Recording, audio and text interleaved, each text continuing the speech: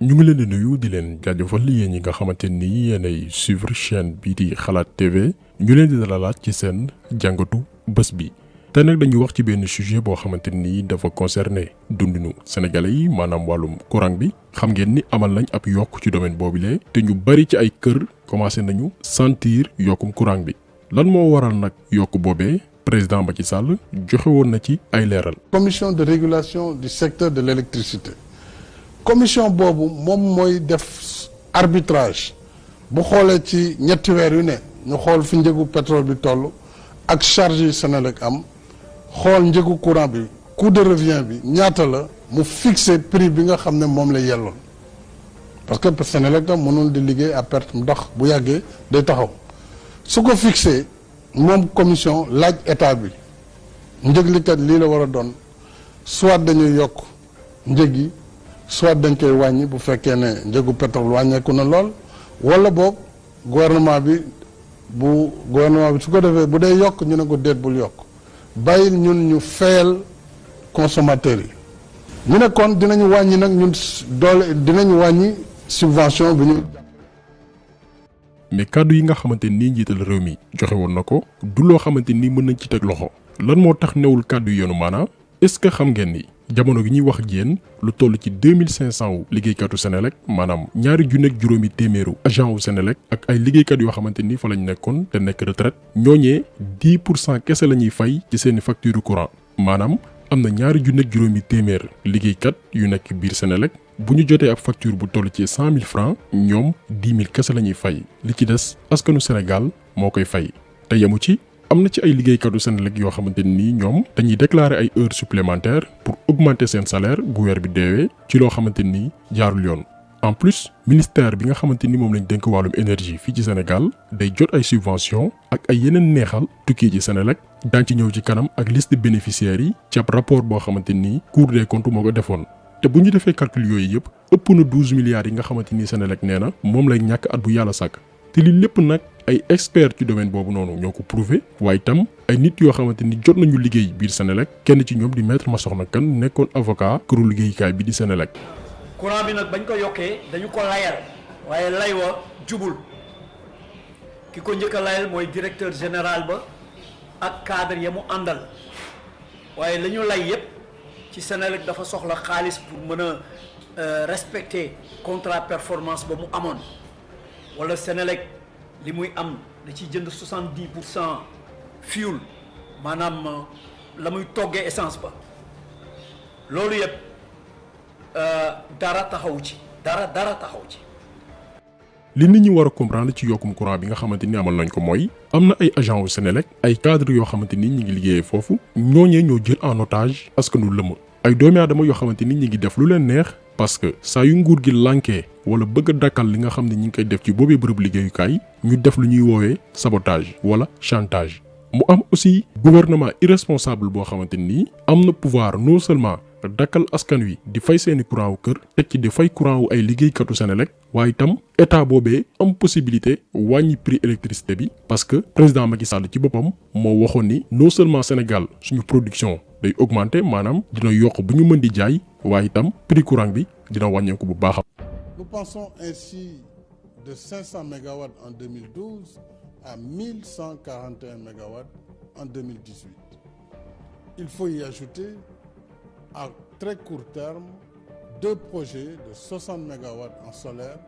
et 150 mégawatts en éolien. Avec plus de 3000 km de lignes de transport installées, notre réseau électrique modernisé et densifié est désormais mis à niveau. Avec le projet majeur MCC de 600 millions de dollars, entièrement dédié à l'énergie, et l'exploitation prochaine de nos ressources gazières et pétrolières, l'accès universel à l'électricité à des coûts encore plus abordables est désormais possible avant l'échéance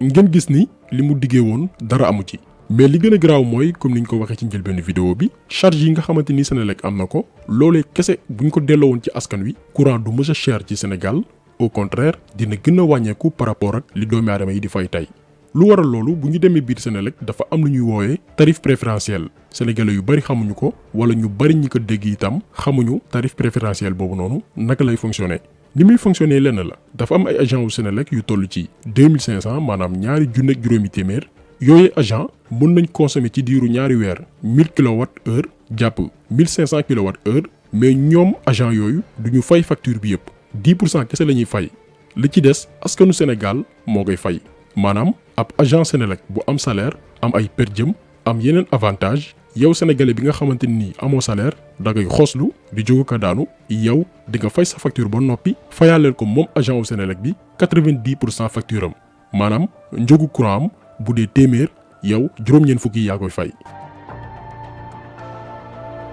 léegi nag dañuy calculer loolu ñaata la ci alal maanaam sénégalais yi ñaata la ñuy fayal ay agent wu Senelec seen courant bu ñu jëlee 2500 agents yi ku ci nekk consommer chaque 2 mois 1000 kWh du ñu jël 1500 yi mais dañuy jël rek li gën a néew maanaam 1000 kWh yi ci ñaari weer bu benn agent wu Senelec consommer 1000 kWh day nekk 2 500 000 kWh bu ñu appliqué tarifu 124 francs yi par kWh day nekk 310 millions de francs CFA maanaam 2500 agents yi nga xamante ni dañu am quota maanaam du ñu fay seen facture yëpp ñoom normalement war nañu fay lu toll ci 310 millions de francs CFA chaque 2 mois. mais puisque ñoom dañu am traitement de faveur maanaam askan wi mooy fay benn pàcc ci seen facture ñoom 31 millions kese la ñuy fay li ci des muy 279 millions yi yow mi may seetaan ñun ñi nga xam ne ñooy wax ak yéen ñoo koy fay maanaam ñun ñooy fay loo xamante ni consommé wuñ ko maanaam at bu yàlla sàkk sénégalais yi dinañ fayal courant wu ay agent wu Senelec lu ëpp 1 milliard 600 millions de francs CFA. Macky Sall nag bi ñu ko falee ci bopp réew mi dafa décidé woon dindi loolu lépp mais ay cadre Senelec ñoo ko menacé mu dellu ci ginnaaw pour wax leen ne rek syndicaliste yi nekk biir Senelec ni ñu amee doole parce que dañuy chantage nguur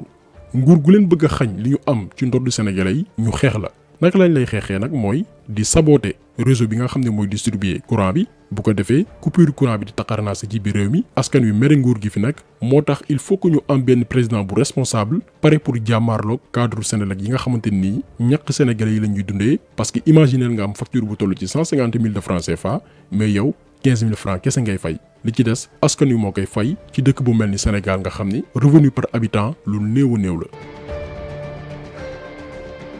beneen scandale bi nga xam ne am na biir Senelec mooy dafa am lu ñuy woowee fonds d'appui au ministère de l'énergie maanaam nee neen dañu jagleen ndimbal ministère bi nga xamante nii mooy ceytu lépp lu jëm ci wàllu énergie ministère boobee nga xam ni dañu voté assemblée nationale ab budget spécial pour moom actuellement budget ministère bi ñu dénk wàllum pétrole ak énergie mi ngi toll ci 255 milliards 396 millions 691 mille 327 francs CFA mais teewul Senelec ñoom nee nañ mettre nañ en place benn fonds spécial pour ne day jàppale boobee ministère te xaalis boobu noonu sénégalais yi ñoo koy yëg parce que ci facture courant bi lañ koy tirer mais loolu lépp li ko lal mooy wàllum corruption parce que en 2010 Cour des comptes def na benn enquête ci xaalis bi nga xamante ni Senelec moom lay verser ay agents au ministère bi ñu dénk wàllum énergie ci loo xamante ni tegul fenn.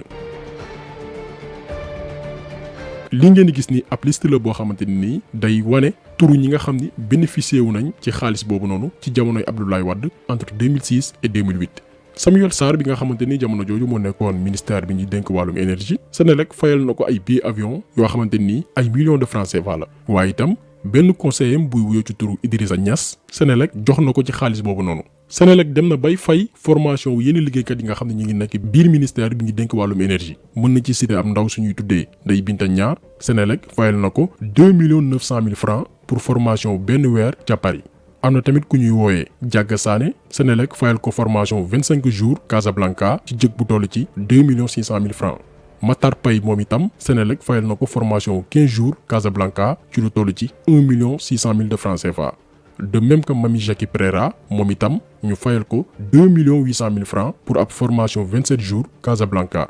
te du ñoom dong am na ci yeneen liggéeykat yoo xamante ni Senelec fayal na leen seen formation waaye itam seeni frais de visa ak ay billets avion ay assurance moom ngeen di gis ci image bii nii mu nekk ab rapport boo xamante ni Cour des comptes moo ko def. te yemu ci am na ci yeneen agent wu Senelec yoo xamante ni ñoom itam sàcc nañ ay millions yu baree bari ba tey ci rapport bi nga xam ni Cour des comptes jébal na ko. ku ñuy woowee Mor Sarr sàccoon na fa lu toll ci 7 353 517 francs. Sidi Doumbouya sàccoon na fa lu toll ci 5 375 000. Moussa Yoro Ndiaye sàccoon na fa 4 626 452 francs. Ndiame Niane sàccoon na fa lu toll ci 23 468 661 francs. Maurice Bougazeli sàccoon na fa lu toll ci 57 659 733 francs. Fatou Gueye Diagne sàccoon na fa lu toll ci 17 938 069 francs. Elias Sonko moom itam sàccoon na fa lu toll ci 5 173 798 francs CFA. te lii lépp nag bi mu xëyee biir Senelec ñi ko def dara fekku leen ci wàllum yoon ñenn ñi kese lañu dàq ña ca des di wéy di nekk ci boobee bërëbu liggéeyukaay. et d'après Cour des comptes seen rapport bi ñu fësal li waral yile détournement ci biir Senelec mooy amul contrôle boo xamante ni tax na ñuy wax te loolu noonu mooy xew ba léegi biir Senelec parce que mbuxum bi mi ngi fay wéy di gën a am doole. lu tax ñu dem louer benn bateau turc boo xam ne bii dafay produire 240 mégawatts 240 mégawatts boobu mi ngi ñuy dikkee 115 milliards ci juróomi at yi nga xam ni ci la ñu louer bateau boobu. maanaam Sénégal dafa mënul togg courant bu doy moo tax mu loué ji bateau turc bi mais non seulement dafa loué bateau turc mais dafa signé contrat ak benn société bu tudd Akilee boo xam ne bi normalement société boobu Senelec a ko moomoon donc ñu gis ne Senelec cadre yi ci seen bopp ñi nga xam ne ñooy responsable syndicat cadre yi ñoom ñoo wax ne Senelec soxlawul xaalis pour fonctionner état moo soxla xaalis mais Senelec soxlawul xaalis pour mën a dox normalement cadre yi nga xam ne ñoo nekk ca boîte ba ñoo ko wax te dañu dem interpeller directeur général bi ñu signé contrat ak Akilee pour 10 ans ñu ne ñoom dañ leen ko doon nëbb waaye bañ ko yëgee dañoo dem ca directeur général ba toog ak moom ni ko expliquer ñu contrat bi lu ko waral mu joxe explication ñoom ñu ne ko nag loolu doyul nañu yaatal waxtaan bi pour ñëpp xam cadre yëpp xam contrat boobu lan moo ko war ñu dem def benn journée doyul ñu dem defi benn séminaire yu ñetti fan waaye explication yi bañ ko joxe ba pare cadre yi dañ ni leen tontu leen ñu par écrit ba léegi ñemewuñ leen tontu par écrit loolu cadre Senelec ñoo ko wax ñu xam ne ay mbuxum am na foofu. donc lii lépp c'est pour vous montrer que li ñuy faral di wax naan Senelec dafay def ay pertes yooyu yëpp amul Senelec tey la gën a am xaalis parce que bu weesoo millions yi nga xam ne ñu ngi koy jébal ay agents au ministère bi yëngu ci wàllum énergie pour corrompre leen am na itam corruption biir entreprise bii di Senelec parce que bu ñu sukkandikoo ci ay kàddu Maître Massokhna Kane am na ci ay syndicalistes yi biir Senelec yoo xamante nii dañuy jot chaque année enveloppe 1 million jàpp 2 500 000 pour lan suukaru koor xam ngeen ni kuy dem bay joxe suukaru koor ay millions de francs CFA yow ñàkk ko xaalis te malheureusement nag lii lépp ci askan wi lañ koy xëpp maanaam alal yi nga xamante ni ñu ngi koy yàq ci facture yi lañ koy tiire. beneen problème bi gën a jéggi daayo bi am biir Senelec mooy wàllum salaire yi non seulement ñu bari ci ñoom duñu fay courant waaye itam chaque weer ñu fay ko lu jéggi daayo ci xaalis parce que ba tey ci rapportu Cour des comptes bi budget Senelec bu dee 100% 10% yi ay salaire lañ koy fayee. L'ancien directeur bi fa nekkoon muy Pape Dieng dafa décidé woon jël ci ay mesures mais syndicalistes ya fa nekk ñoo taxawoon jàmmaarloo ak moom parce que lan moo am biir Senelec boo fa demee ba léegi nii ci législation bu Sénégal dañu ne bépp bërëbu liggéeyukaay travailleur bi maanaam ka fay liggéey di fa daan dooleem warul def lu ëpp 500 heures supplémentaires ci at bi mais liggéeykatu Senelec yu ci bari ci seen mbuxum ak seen jubadi dañuy déclarer ci at bi lu toll ci 3000 heures supplémentaires ay heures yoo xamante ni sax liggéeyuñ ko. loolu nag li mu am comme conséquence mooy salaire yi nga xam ne ñu ngi koy fay biir Senelec dafa jugee ci 18 milliards ci atum 2008 dem ba 60 milliards en 2019 maanaam yokku bu toll ci 42 milliards de francs CFA ci diiru fukki at ak benn te alal jooju noonu yëpp ci facture yu sénégalais yi lañ koy yokk il suffit que ñu jël facture bu ci nekk yokk ci 500 francs pour combler gap boobu noonu. léegi nag Pape Dieng bi mu nekkee woon ci boppu Senelec ne lii nag dafay dàq du loo xamante ni luy wóy la. mais syndicaliste Senelec yi dañu jàmmaarloo woon ak moom ne du fi amee finalement Macky Sall daf ko dàq lan moo tax jamono jooju coupure électricité yi dafa taxarnaase woon pour wal leen ni boo nekkee directeur Senelec ngay jéem a def loo xamante ni arrangé wul cadre yi fa nekk syndicaliste yi naka la ñu mën a defee ba saboter sa liggéey dàqulu la te yow sax doo comprendre li xew donc Senelec bërëbu lekkukaay xaalis la pour ñi fay liggéeyee rawatina cadre yi maanaam ñi fa yor ndombal tànk yi gën a kawe alors qu'en 2009 ci nguuru Abdoulaye Wade Sénégal fay na ay cabinets internationaux lu toll ci 2 milliards de francs CFA pour que ñu def benn étude ci anam gi Senelec di fonctionner étude boobu noonu wax ni Senelec dañ ko war a tas mais ba tey lobby yi fa nekk ñoo ko bloqué lànk ni entreprise bi duñ ko tas def ko ay pàcc. Senelec depuis 2010 depuis fukki at nee nañ Senelec dañ ko war a éclater ko ñetti société buy togg courant société boo xam ne day moom mooy yóbbu courant bi ci gox yi mooy transporter ak société boo xam ne mooy jaay comme ni ñuy def ci ndox bi parce que bu boobaa gestion bi dana gën a leer dana gën a féex et charge yi dana gën a wàññeeku mais ñëpp xam nañ wax ngeen ko sànq charge de gestion yi dafa diis ba nga xam ne kenn antanu ko te lépp dañ koy xëpp ci askan wi xaalis bi nga xam ne dañ koy jël di ko soutenir seen ministère sax dañ koy xëpp ci askan wi donc yooyu yëpp charge yooyu yëpp dañu bëgg ñu vraiment restructurer Senelec pour mën a wàññi charge yi nga xam ne dañ koy répercuter ci askan wi ñu mën ko wàññi. donc gis ngeen ni yokkum courant bi lu mënoon ñàkk la waxuñu sax état bi di subventionner Senelec mais il suffit que ñu dakkal corruption bi nga xam ne am na ci biir entreprise bi dakkal aussi heures supplémentaires yi nga xamante ni yenn ci ay liggéeykat ñu ngi koy déclarer alors que liggéeyuñ fa dara. fonds bi nga xamante ni Senelec mi ngi koy jagleel ministère bi ñu dénk wàllum énergie ñu dakkal ko itam dakkal également fay courant gi 2500 agents yi di ñàkk a fay te lépp ñu yan ko askan wi loolu rek buñ ko arrêté woon waxuñu rek ñu bañ a yokk courant bi mais électricité ci boppam biir Sénégal day wàññeeku bu baax a baax te pour loolu am il faut que gouvernement bi jël ay responsabilités. xëy na état bi soxla na xaalis ñuy seet poche yu ñuy wute xaalis d'accord loolu dafay am ci état yëpp mais nag bu ñu xëpp lépp ci kaw askan bi bu ñu foqati ci poche askan bi loo xam ne li jaaduwul. courant bi loolu moo tax xeex bi dafa war a continuer li ñu war a def réellement li état bi war a def te ñu koy laaj état bi di ko laaj président de la république xam ni moom moo yilif ñépp ñu ngi koy laaj plan yeesal boobu xam ne dafa waxoon ne bu ñu àggee 2016 ba 2020 courant dana jar 60 francs ba 80 francs te actuellement muy jar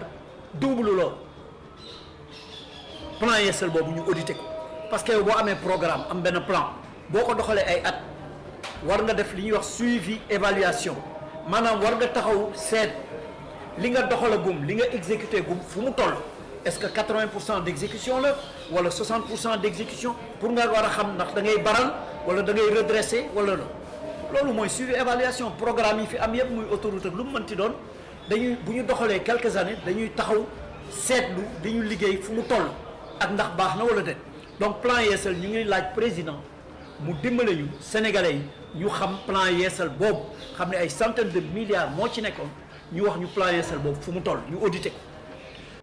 donc gis ngeen que ni problème courant bi c'est une question de volonté politique bu ñu amoon ab président bu responsable bu mat kilifa koo xamante ni faalewul pression ay liggéeykatu Senelec jàkkaarloog askan wi wax leen dëgg pour ëllëg lu mënti am ñu comprendre du ñu yegsi ci bile situation. donc lii leeral la pour que sénégalais yi xam réellement lan moo xew le fond du dossier concernant yokk courant bi ci benn wet ñu xam que ni dafa am nguur gu bëgg a yaxanal xaalis ca beneen wet mu am ay liggéeykat yoo xamante nii par manque de patriotisme ñuy teg seen askan lu ñu atanul ndax lan feesal seeni compte bancaire waaye itam am alal balaa ñuy retraité. ñuy profité aussi ci occasion bi pour remercier maître Massokhna Kane bi nga xamante ni mi ngi def liggéey bu am solo ci domaine boobu noonu pour protéger ñi nga xam ne ñooy consommateurs yi. yaakaar nañu tey bu amee benn association buy défendre dëgg consommateur sénégalais yi mooy SOS consommateur bi nga xam ni moom maître Massokhna Kane moo ko jiite mais pas genre Momar Ndao yi nga xamante ni ñoom dañuy utiliser consommateur sénégalais yi di mbubboo askan wi pour am xaalis. moom Momar Ndao ñëpp xam nañ ni depuis un certain temps Macky Sall moo koy fay lan moo tax mu koy fay pour lu ñu teg askan wi rek